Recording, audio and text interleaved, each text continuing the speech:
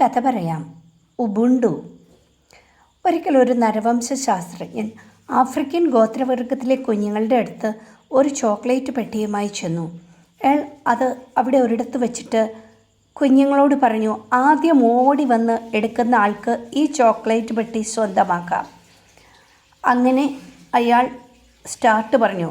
കുഞ്ഞുങ്ങൾ എല്ലാവരും ഓടും. ഒരാൾ വന്ന് അത് സ്വന്തമാക്കുമെന്ന് അയാൾ കരുതി. അയാളെ ലജ്ജിപ്പിച്ചുകൊണ്ട് കുഞ്ഞുങ്ങൾ എന്തു ചെയ്തെന്നോ, അവർ പരസ്പരം കൈ കോർത്ത് പിടിച്ച് ഒരുമിച്ച് നടന്നു വന്ന് ആ ചോക്ലേറ്റ് പെട്ടിയുടെ ചുറ്റും നിന്നു. അവരെല്ലാവരും കൂടെ ഒരുമിച്ച് ആ ചോക്ലേറ്റ് പെട്ടിയിൽ തൊട്ടു. എന്നിട്ട് എല്ലാവരും പങ്കിട്ടെടുത്തു. ഇതെന്താണ്? അയാൾ ചോദിച്ചു. ഉബുണ്ടു.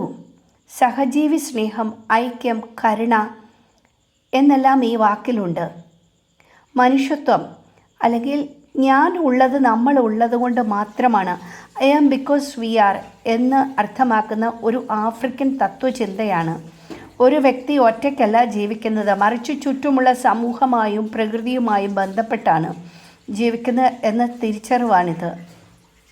താൻ ഉൾപ്പെടുന്ന സമൂഹത്തിൻ്റെ നന്മയിലാണ് തൻ്റെയും നന്മ എന്ന് വിശ്വസിക്കുകയും മറ്റുള്ളവരെ സഹായിക്കുകയും ചെയ്യുക എന്നതാണ് രീതി.